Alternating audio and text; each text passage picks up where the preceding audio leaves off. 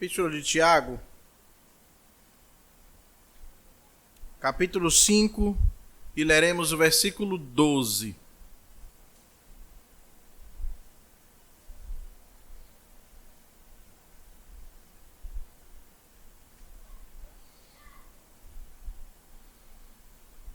Vamos ler juntos Tiago 5, 12.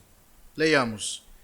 Acima de tudo, porém, meus irmãos, não jureis nem pelo céu, nem pela terra, nem por qualquer outro voto.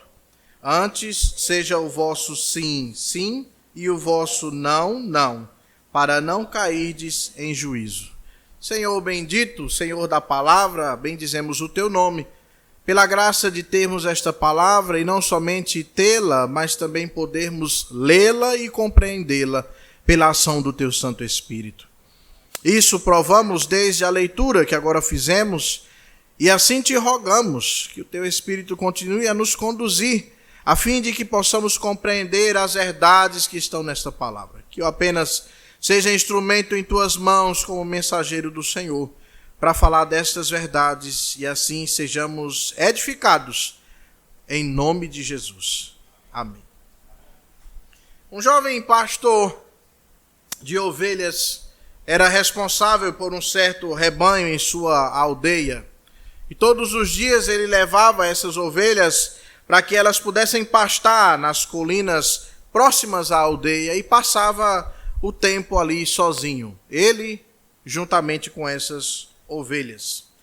Entediado com a sua rotina, esse pastor decidiu se divertir pregando uma peça nos aldeões que viviam naquela aldeia onde ele também vivia. Então um dia ele subiu uma pedra e começou a gritar para que as pessoas ouvissem: lobo, lobo, o lobo está atacando as ovelhas. E os aldeões, ouvindo os gritos de socorro, logo largaram as suas tarefas e correram para a colina armados, a fim de ajudar a este menino. Mas, ao chegarem lá, encontraram o menino rindo. Não há lobo algum, disse ele, gargalhando. Eu só queria ver vocês correrem. Os aldeões, irritados, voltaram para o vilarejo. Alguns dias depois, o menino repetiu a mesma brincadeira. Subiu na colina e gritou: lobo, lobo! Mais uma vez, os aldeões vieram correndo, apenas para serem enganados novamente. E aí eles advertiram o menino: não minta, garoto. Quando realmente você precisar de ajuda, ninguém acreditará em você. Mas o menino não deu ouvidos. Então, certo dia, um lobo de verdade apareceu. Ele avançou sobre as ovelhas. E o menino, apavorado, gritou com toda a força: lobo, lobo, por favor, ajudem. Mas os aldeões, lembrando-se das suas mentiras anteriores, ignoraram os gritos, achando que era mais uma brincadeira. O lobo atacou o rebanho, destruiu o rebanho e o menino ficou ali impotente, sem poder impedir nada. Mais tarde, ao descer à aldeia, contou o que havia acontecido e ouviu dos aldeões o seguinte: nós teríamos vindo ajudá-lo se a sua palavra não tivesse perdido valor. Mas como você mentiu tantas vezes, não podíamos confiar em você. Essa é uma fábula um pouco conhecida de um autor chamado La Fontaine. E guardadas as devidas proporções, as palavras do apóstolo Paulo, nesse versículo que lemos, número 12, elas se identificam com a ideia desta fábula, no sentido de remeter a esta concepção acerca do respaldo cheio de verdade que as nossas palavras precisam ter. Tiago, ele, nesse versículo que lemos aqui, proíbe os juramentos desnecessários ou levianos, que era uma prática muito comum entre os judeus de sua época. Isso é interessante porque o povo conhecia o mandamento, o terceiro mandamento. Estamos falando de pessoas que eram judeus, pessoas judias, e que conheciam a lei do Senhor. Mas, mesmo sabendo que o terceiro mandamento dizia, em Êxodo capítulo 20, versículo 7, de que não tomarás o nome do Senhor teu Deus em vão, porque o Senhor não terá por inocente aquele que eu tomar o seu nome em vão, mas eles acharam uma forma de praticarem o juramento sem se comprometerem. Para permanecerem livres de culpa, da culpa deste mandamento, da quebra deste mandamento, os judeus haviam feito uma distinção entre juramentos comprometedores e juramentos não comprometedores. Ao invés de usar o nome de Deus para dar respaldo em suas palavras, eles juravam pelo céu, pela terra ou por qualquer outra coisa. E pensavam que assim, por não usarem o nome de Deus, não estavam se comprometendo e não trariam sobre si a ira de Deus. Era assim que eles faziam. Contudo, tanto Tiago como Cristo, e eu vou já mostrar o texto que nos fala sobre isso, tanto Tiago como Cristo, eles condenam essa atitude. Porque mesmo juramentos que envolvam o céu, a terra ou outras coisas, indiretamente está envolvida, a glória de Deus. Porque Deus está presente em toda a criação. Nós vemos isso no Salmo 19, nos fala sobre isso. Os céus proclamam a glória de Deus e o firmamento anuncia as obras das suas mãos. Então, todas as coisas criadas, elas fazem parte da glória de Deus. Jurar pelo céu, jurar pela terra ou qualquer outra coisa em sendo criada, envolve jurar usando a glória de Deus, o nome de Deus. Isso nos leva à proposição desse sermão de hoje, que é: Deus é verdade e requer que o seu povo fale a verdade. Deus é verdade e requer que o seu povo fale a verdade. À luz desse versículo, eu vou demonstrar aqui 3 porquês de falarmos a verdade. O primeiro deles é porque Deus proíbe juramentos levianos. E nós vemos isso nas primeiras palavras deste versículo, quando Tiago diz: acima de tudo, porém, meus irmãos, não jureis nem pelo céu, nem pela terra, nem por qualquer outro voto. As palavras de dizer acima de tudo, porém, são palavras que nos parecem remeter a uma conclusão. E esse versículo não tem uma conexão forte com as palavras ditas anteriormente, na perícope anterior. E é por isso que eu estou expondo ele sozinho, apenas ele. Na perícope anterior, dos versículos 7 a 11, nós falamos aqui sobre a necessidade de sermos pacientes, sobre a necessidade de de suportarmos a dificuldade e de resistirmos até o fim. Falamos aqui sobre os exemplos dos profetas e alguns outros personagens bíblicos verdadeiros que nos mostram o quanto vale a pena sofrer, perseverar, persistir, insistir pacientemente no Senhor enquanto passamos as mais e mais diversas lutas que temos nessa vida. Mas agora Tiago deseja pontuar uma exortação específica no que diz respeito à fala. Isso é interessante porque Tiago já tratou sobre a língua na sua epístola. Tiago já falou nos capítulos anteriores sobre a necessidade de ter sabedoria no falar, sobre a necessidade de falar corretamente, de falar de forma saudável, porque a forma que falamos revela o coração que nós temos. E agora, Tiago faz uma pontuação e uma exortação direta relacionada à falsidade no falar. Na verdade, esse último trecho da epístola tem uma série de admoestações finais. Tiago está terminando a sua epístola e, portanto, deseja arrematar as suas exortações com diversas admoestações finais. A primeira delas é esta que lemos aqui.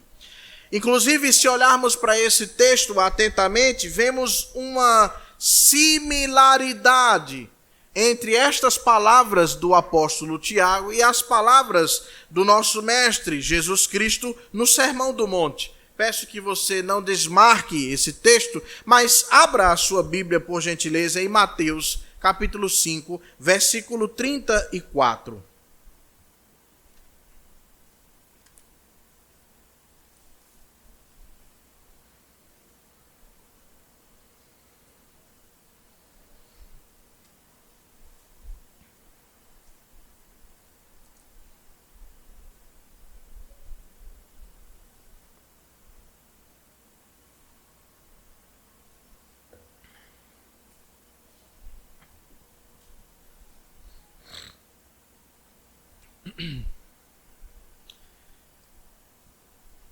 Vejamos o paralelo, a similaridade que existe entre um texto e outro.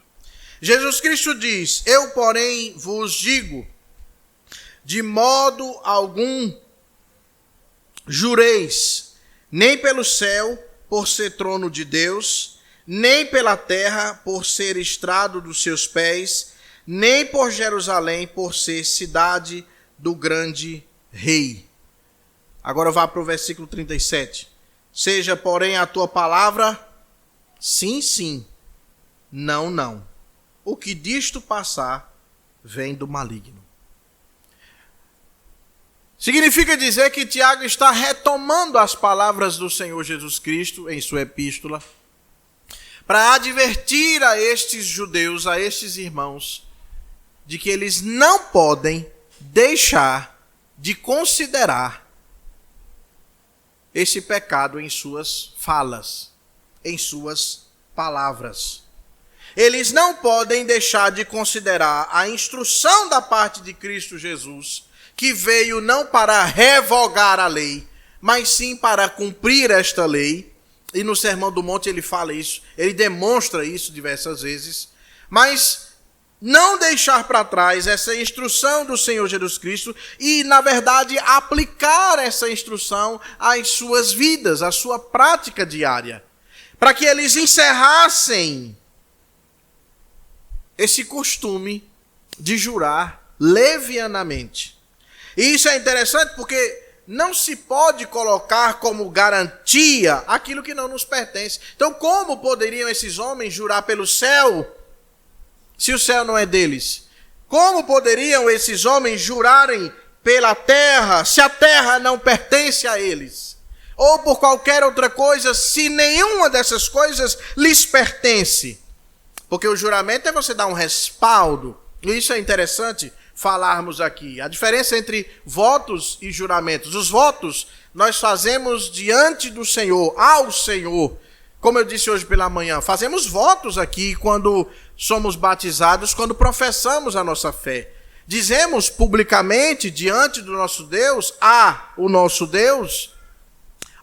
Deus, que cremos que Ele é único e suficiente Senhor, que cremos que por a morte de Jesus Cristo fomos salvos, que cremos que Cristo ressuscitou, nos comprometemos de ensinar os nossos filhos a palavra de Deus, nos comprometemos de ensiná-los a ler a palavra de Deus, nos comprometemos de buscarmos a nossa santificação. Tudo isso são votos feitos ao nosso Deus.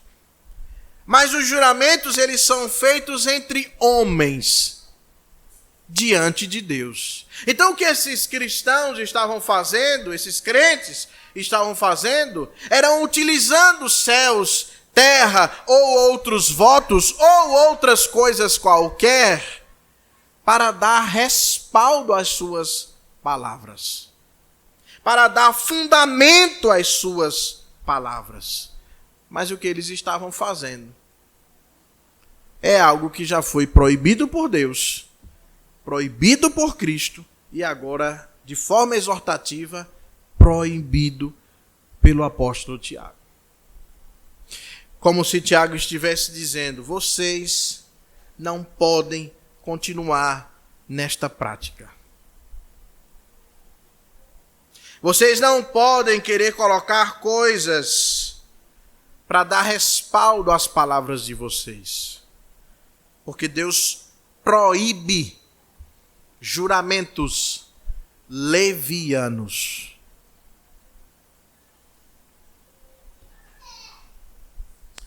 Isso nos leva ao segundo porquê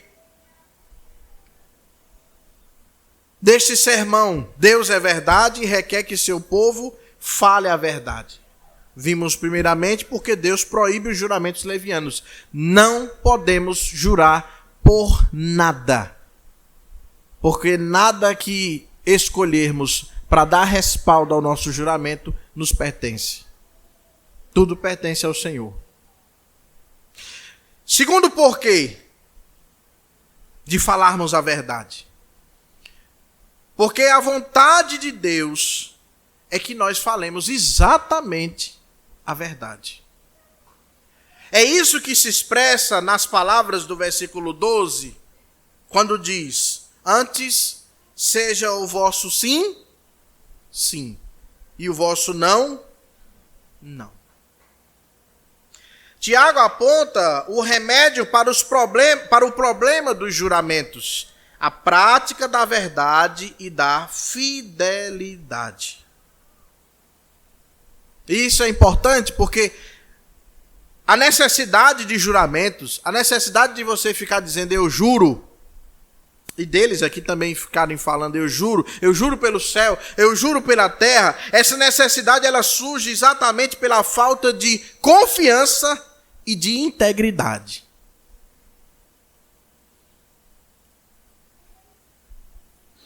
Não só confiança dos outros com você, mas confiança de você com você mesmo.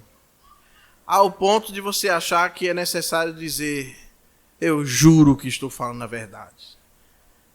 Eu juro, como as pessoas gostam de dizer, eu juro pela morte da minha mãe, ou pela vida da minha mãe, na verdade. Eu juro pela alma dos meus filhos.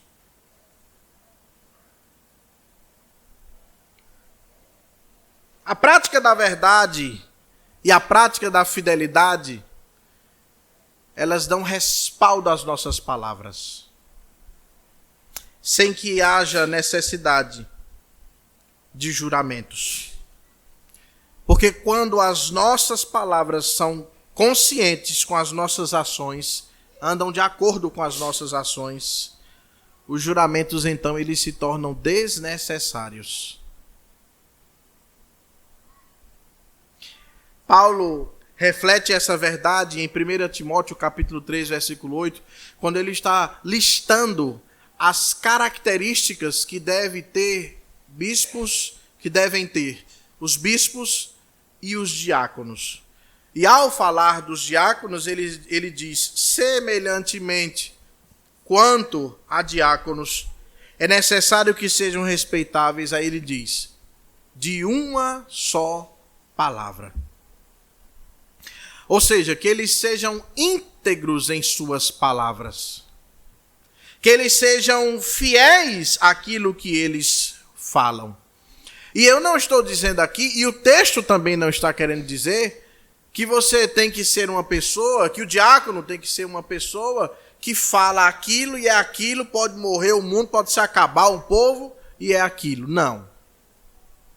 O que Paulo deseja explicitar em suas palavras é que aquele que deseja ser um diácono deve ser um homem de uma só palavra, no sentido de que a mesma coisa que ele diz a você, ele diz a outro. Ele não tem duas conversas. Ele tem uma só palavra. Ainda que sejam palavras direcionadas aos diáconos, mas nós também somos exortados a falarmos a verdade. Lembra da fábula? O menino mentiu tanto que as suas palavras não tiveram mais valor algum. Isso nos chama a atenção, meus amados irmãos. Porque facilmente a mentira faz parte do nosso cotidiano. Facilmente a falta de verdade ou a omissão da verdade faz parte do nosso cotidiano. Ao ponto de nós vermos crentes fazendo juramentos em busca de um respaldo para as suas palavras. É isso que Tiago está dizendo. Vocês estão precisando fazer juramentos porque vocês não estão andando em integridade. Vocês não estão na prática da verdade. Vocês não estão na prática da fidelidade. Vocês não incitam, não semeiam a confiabilidade. Vocês não semeiam a integridade entre vocês. E precisam andar jurando por isto ou por aquilo. Nós devemos falar a verdade, meus amados irmãos, porque somos filhos de Deus. E porque o nosso Deus é a própria verdade, como eu disse no começo. João capítulo 14, versículo 6 diz: eu sou o caminho. E há o quê? E a verdade. E a vida. Ninguém vem ao Pai senão por mim. Nós somos convocados a falar a verdade, porque essa é a vontade de Deus.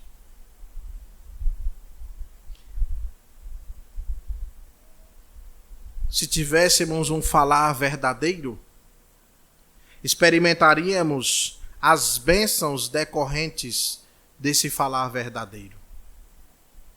Como a comunhão com Deus. A mentira separa o homem de Deus. Porque Deus detesta lábios enganosos. Provérbios capítulo 6, versículos 16 a 19. Ao falar a verdade, o crente mantém uma consciência limpa e comunhão com o Pai, que é totalmente santo e totalmente verdadeiro. Quando falamos a verdade, experimentamos comunhão com Deus. Quando falamos a verdade, promovemos a edificação do nosso próximo.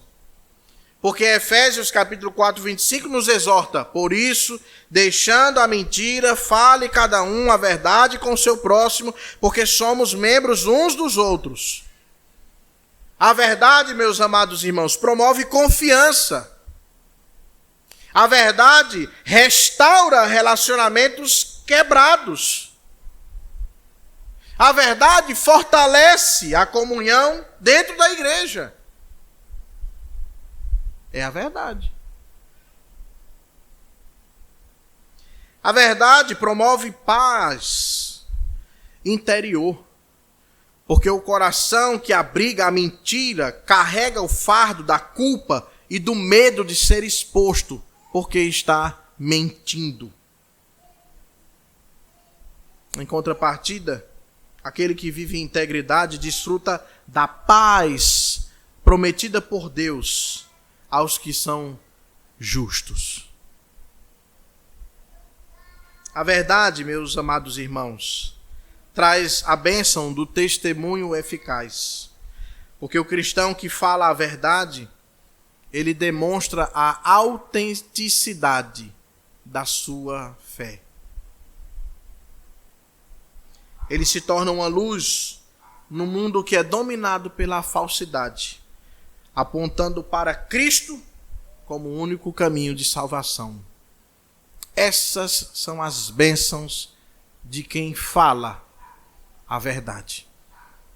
Essas são as bênçãos de um falar verdadeiro.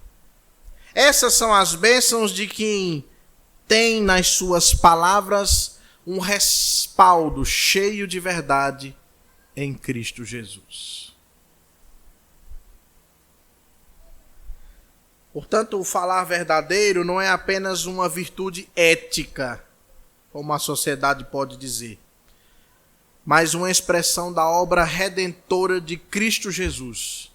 Porque só fala a verdade quem é salvo em Cristo Jesus. Porque Ele é a verdade. Ao cultivar a verdade, o crente vive para a glória de Deus e se torna um canal de bênção onde quer que ele esteja. Porque ele é cheio de verdade. Cheio do Espírito Santo. Deus é verdade e requer que seu povo fale a verdade. Porque Deus proíbe juramentos levianos. Porque a vontade de Deus é que falemos a verdade. E em terceiro lugar, porque Deus condena a falsidade. Isso está nas palavras finais do versículo 12. Para não cairdes em juízo. Então, acima de tudo, porém, meus irmãos, não jureis nem pelo céu, nem pela terra, nem por qualquer outro voto, para não cairdes em juízo. Tiago alerta que o uso irresponsável da língua, falando mentiras, traz sérias consequências. Porque o linguajar falso é associado à natureza pecaminosa e ao próprio diabo, que é o pai da mentira. João capítulo 8, versículo 34.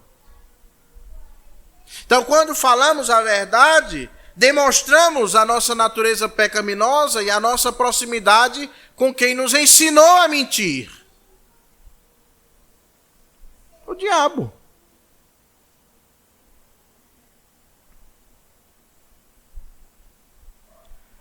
A mentira destrói relacionamentos. A mentira promove injustiças, compromete o testemunho do crente. A mentira, meus amados irmãos, é um ataque à ordem moral estabelecida pelo próprio Deus em sua palavra. Portanto, deve ser abandonada como evidência de arrependimento genuíno. Porque na vida do crente não pode haver mentira. Ao olharmos para Êxodo, capítulo 20, versículo 7, como eu disse aqui, nós vemos o grande juízo prometido sobre os que falam falsamente, tomando o nome do Senhor em vão. Isso ecoa as palavras de Jesus em Mateus, no capítulo 12, versículos 36 a 37, que afirma que nós haveremos de dar conta de toda palavra frívola no dia do juízo. A ideia de dizer no terceiro mandamento que Deus não tomará por inocente aquele que toma o seu nome em vão, é para dizer que aquele que oferece juramentos levianos, aquele que na verdade pratica juramentos levianos, que usa o nome do Senhor em vão, haverá de sofrer duro juízo, que Deus não terá por inocente. E isso é interessante porque neste mandamento estão envolvidas várias coisas. Como a palavra do Senhor. Se você não toma a palavra do Senhor como verdade, você vai sofrer juízo. Se você toma o nome do Senhor em vão, em prática pecaminosa, fazendo com que as pessoas elas façam chacota do nome de Deus, você vai sofrer juízo. E se você faz juramentos falsos, levianos, jurando pelo céu, pela terra ou por qualquer outra coisa, você vai sofrer juízo. Abra sua Bíblia em Atos capítulo 5, por gentileza.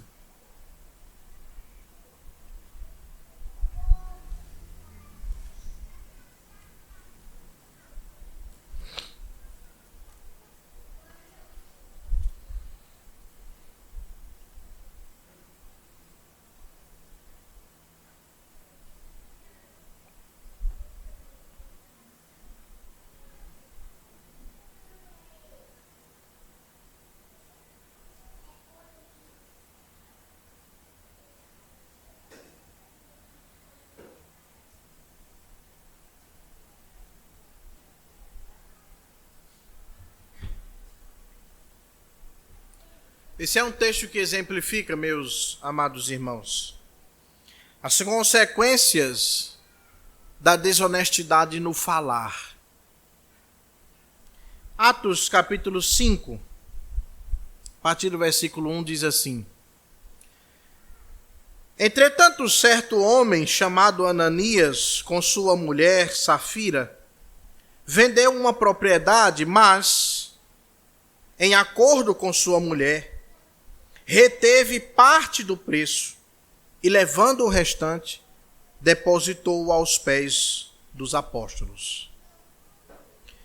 Então disse Pedro: Ananias, por que encheu Satanás o teu coração para que mentisses ao Espírito Santo, reservando parte do valor do campo? Conservando-o, porventura, não seria teu? E vendido, não estaria em teu poder? Como, pois, assentaste no teu coração este desígnio? Não mentiste aos homens, mas a Deus. Ouvindo estas palavras, Ananias caiu e expirou, sobrevindo grande temor a todos os ouvintes. Levantando-se os moços, cobriram-lhe o corpo e, levando-o, o sepultaram. Quase 3 horas depois, entrou a mulher de Ananias, não sabendo o que ocorrera. Então Pedro, dirigindo-se a ela, perguntou-lhe: Dize-me, vendestes, portanto, aquela terra? Ela respondeu: Sim, portanto.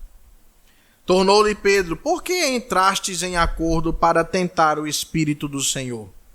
Eis aí à porta os pés dos que sepultaram o teu marido.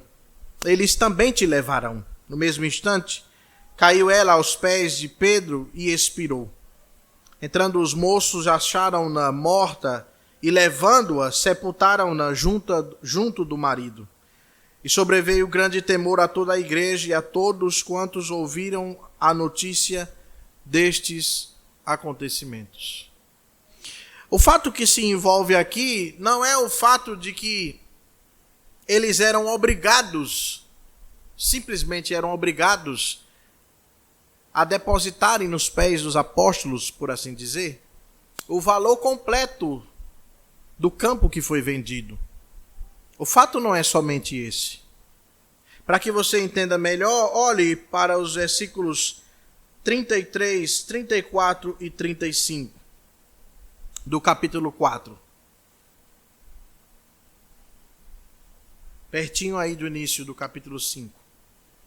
Ele diz assim: Com grande poder, os apóstolos davam testemunho da ressurreição do Senhor Jesus, e em todos eles havia abundante graça, pois nenhum necessitado havia entre eles, porquanto os que possuíam terras ou casas, vendendo-as, traziam os valores correspondentes e depositavam aos pés dos apóstolos. Então se distribuía a qualquer um à medida que alguém tinha necessidade.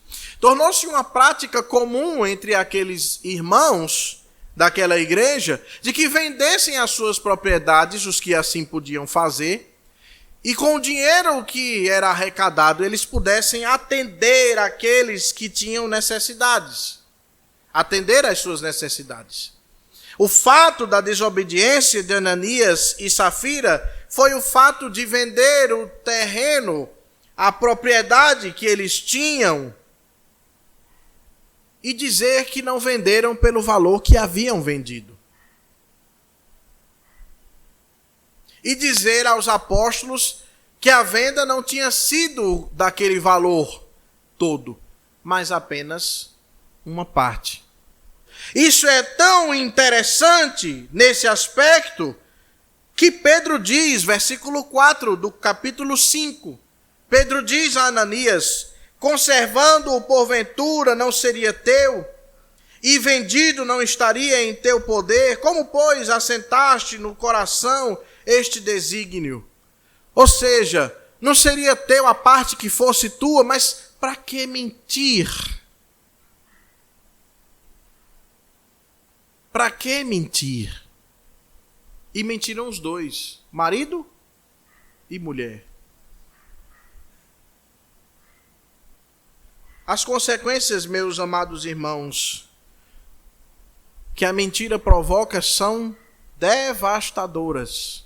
Devastadoras.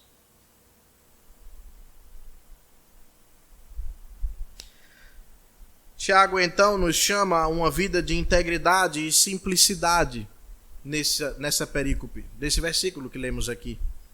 Onde nossas palavras possam refletir a verdade que está em Cristo Jesus.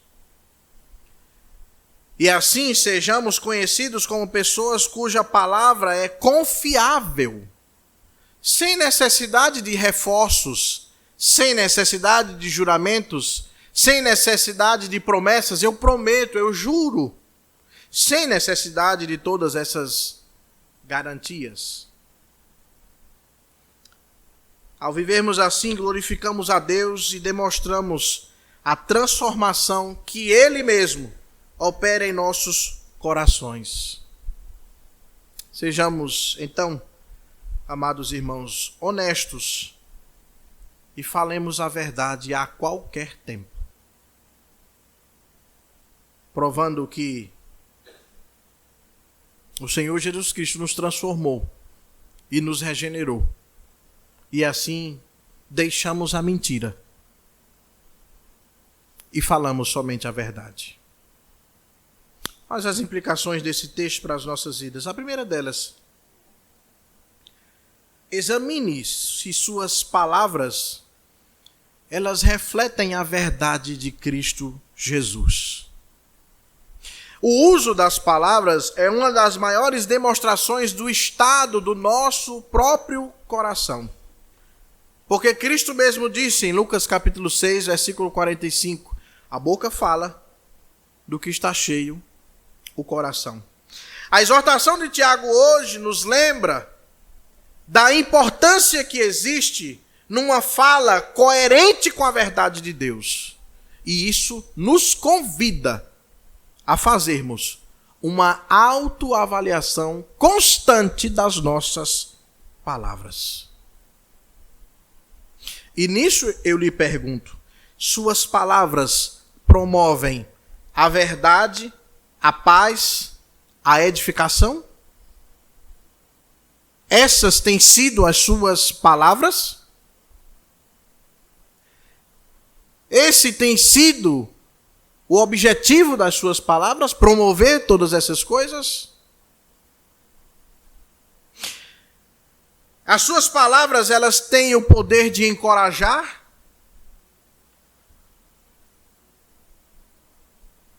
Ou as suas palavras têm apenas o poder de ferir?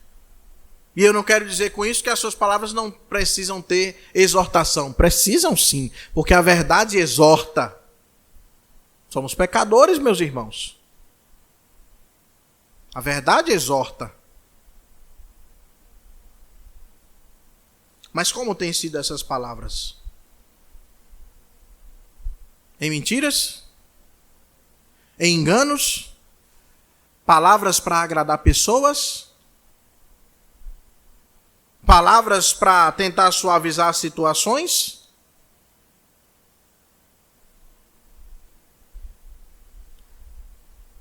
É possível que até mesmo sem perceber,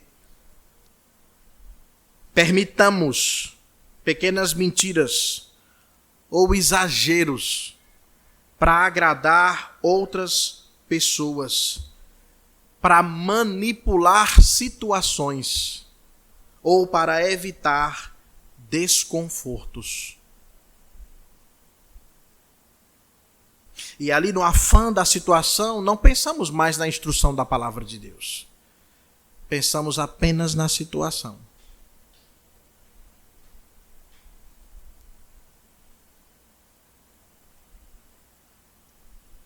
Examine como têm sido as suas respostas no seu ambiente de trabalho. As suas palavras utilizadas na sua casa, em suas redes sociais. E examine se você é honesto, falando a verdade mesmo quando essa verdade não lhe favorece. em situações, em desconfortos ou em agradar pessoas. Nós precisamos nos examinar constantemente no que concerne às nossas palavras.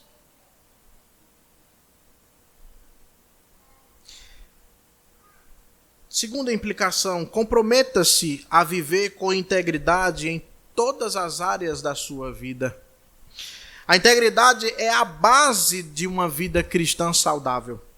Não basta apenas falar a verdade. É necessário que nossas ações elas possam corresponder exatamente com aquilo que nós professamos, com aquilo que cremos.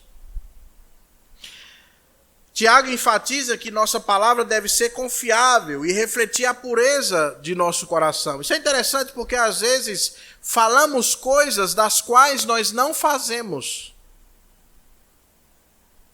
Essa era a diferença que as pessoas viam em Cristo Jesus. Porque quando ele falou no Sermão do Monte, as pessoas que ouviram, elas diziam, esse homem fala com autoridade, não fala como os fariseus falam. Mas de onde vem essa autoridade?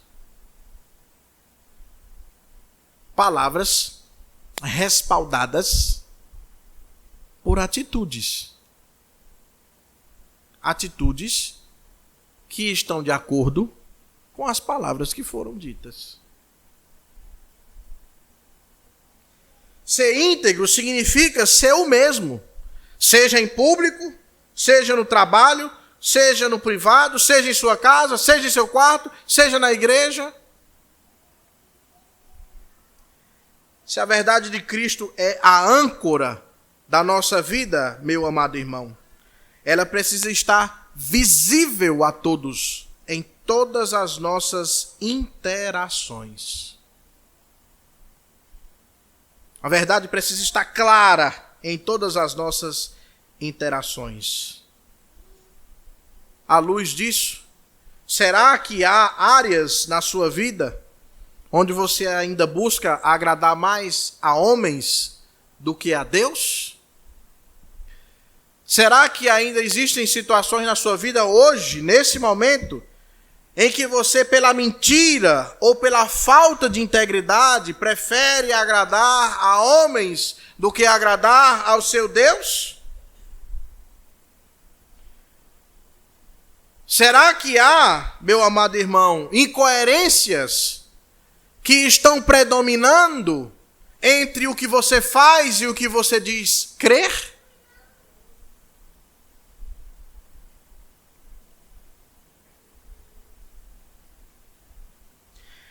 Analise as suas responsabilidades diárias no seu trabalho, na sua casa, na igreja, nos seus afazeres e identifique as áreas onde a integridade precisa ser fortalecida na sua vida.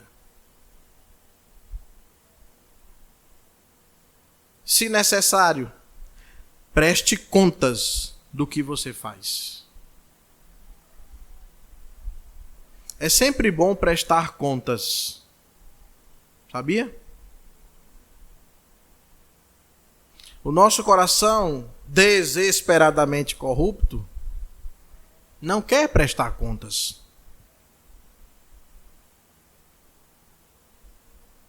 Nosso coração quer esconder as contas. Quer esconder aquilo que fazemos. Já ouviu aquele ditado que diz assim? Nem lembro se é um ditado. Quem faz o que é certo, quer mostrar que faz certo. Então, se precisar prestar contas, ele vai achar bom. Porque vai mostrar que age corretamente. Agora, quem age de forma incorreta, não gosta de prestar contas. Porque a sua incorreção vai vir à tona na prestação de contas.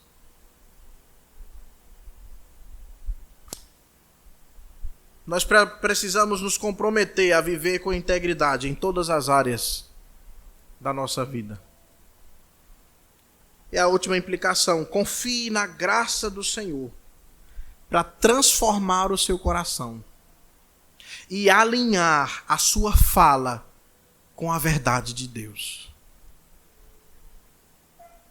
Porque nenhuma mudança verdadeira e duradoura, ela acontece por nós mesmos. Nenhuma transformação acontece sem que haja a graça de Deus. Nós, como pecadores e como desesperadamente corruptos, precisamos entender que dependemos da força do Senhor. Da nossa vida está em Cristo Jesus. Porque nós mesmos não temos força suficiente para alinhar a nossa fala com a verdade de Deus. E por isso, precisamos fazer como esses crentes faziam. Eu juro, eu prometo, eu juro pela alma de meus filhos.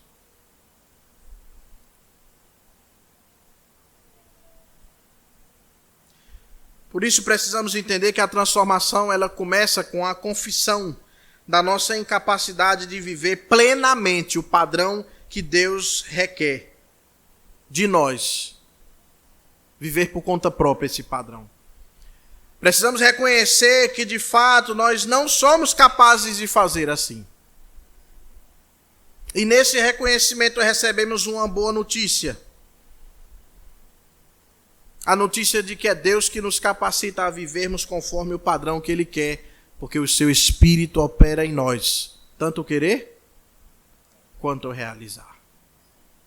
Mas para que isso aconteça, nós precisamos, como diz o versículo anterior, de Filipenses capítulo 2, desenvolver a nossa salvação com temor e tremor.